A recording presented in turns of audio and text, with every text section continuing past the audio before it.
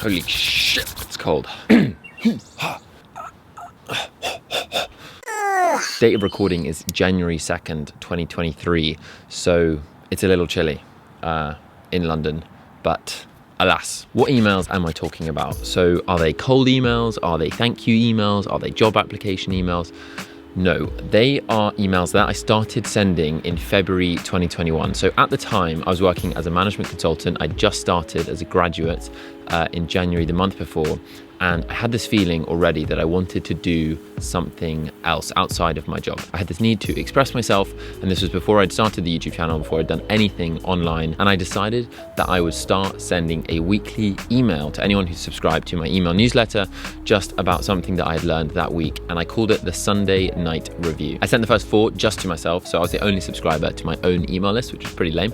But I then told a few close friends about it, and then over time shared it more and more. And it now has around 160 subscribers on it, so not a huge number, but it is slowly growing, and I still send it every single Sunday night. So over the past 2 years and almost around 100 weeks, I've sent 98 emails. I've actually only missed 1 week over the past 2 years, so that would make it 99 weeks. But how has this email newsletter changed my life? And what is the point of this video? Well, the point is that I took a really small step 2 years ago in the direction of something that I wanted to pursue, something that interested me, something that I was really scared of, but I decided to take as small a step as I could and sent these emails to myself, and then slowly build up the courage to share it more publicly.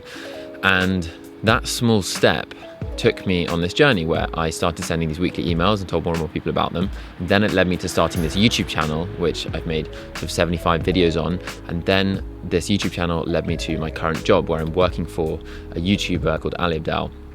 And the whole journey started with sending this one weekly email, and it has totally changed my life. I knew at the time that I was taking this kind of small step towards something, but I had no idea what. It represented for me at the time just starting to take responsibility for my own success and starting to take responsibility for my life and making decisions that scared me and felt like public and that people could criticize me for. But over time, it became something that I got a lot more comfortable with, and it just took me on this crazy path. This email newsletter has become my most important weekly habit. It is the thing that I always turn to. If all else fails, or every other habit that I have fails, the one that I won't miss is this email newsletter, because it represents the foundation of the person that I want to be. Someone who turns up every week, does the thing that they want to do, and is the person that they want to be. This just feels like it's drooping slowly over time. So sending these emails has changed my life because it's taken me on this path, and I see it as representing the act of taking responsibility for your success and for your life and for moving forwards and turning up week after week, and the slow, small habits being the ones that make the most difference in the long term. I forgot to say, the email newsletter is it's pretty short. It probably takes 1 to 2 minutes to read. It normally has some kind of general lesson or insight that I've learned, along with some interesting links and some other bits and bobs, like stuff I've been reading and stuff I've been listening to, like podcasts, audiobooks, whatever. And I still do it every single week. So if you do want to read it, then, click the link in the description and subscribe. But that's not the point in the video. The reason I'm making this is because it is January 2nd and it is the new year, and people have habits in the new year. But we all also want to start habits at any point throughout the year.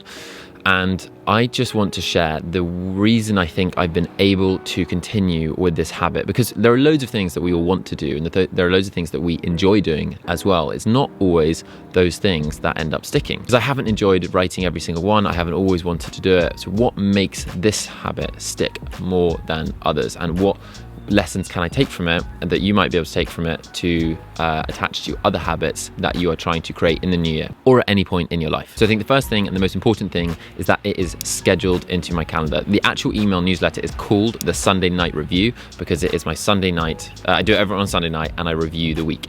And the fact that it is scheduled into my calendar as something that I do on a Sunday night means that nothing else will replace it. It's always there. I'm always going to do that thing in that time slot. And so if you time block a period to do something, then you're much more likely to do it. So that's number one, the fact that I know when I'm going to do it each week.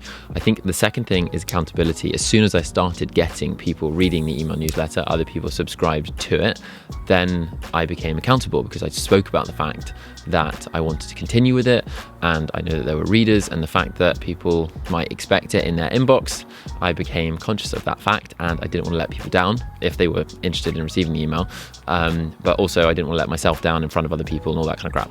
And so accountability is the second thing. What were the others? I wrote a few very brief notes on this video.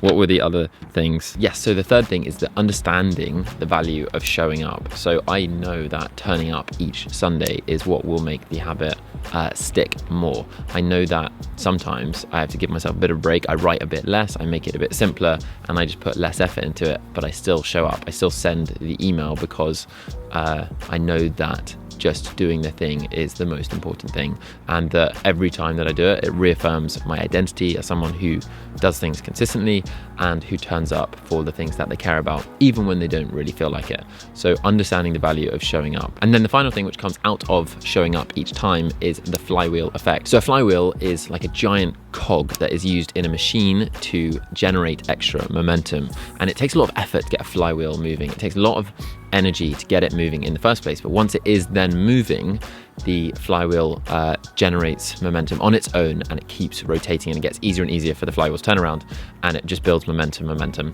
And this concept is used for like creating habits, and you can generate kind of parallels from how it's really difficult to start a habit and to get moving with it, and it feels like a heavy lift each time, but every time that you do it, you end up on this flywheel where it becomes harder and harder to stop. It becomes harder and harder not to do the thing, because you've been doing it for so long, you've almost forgotten how to not do it.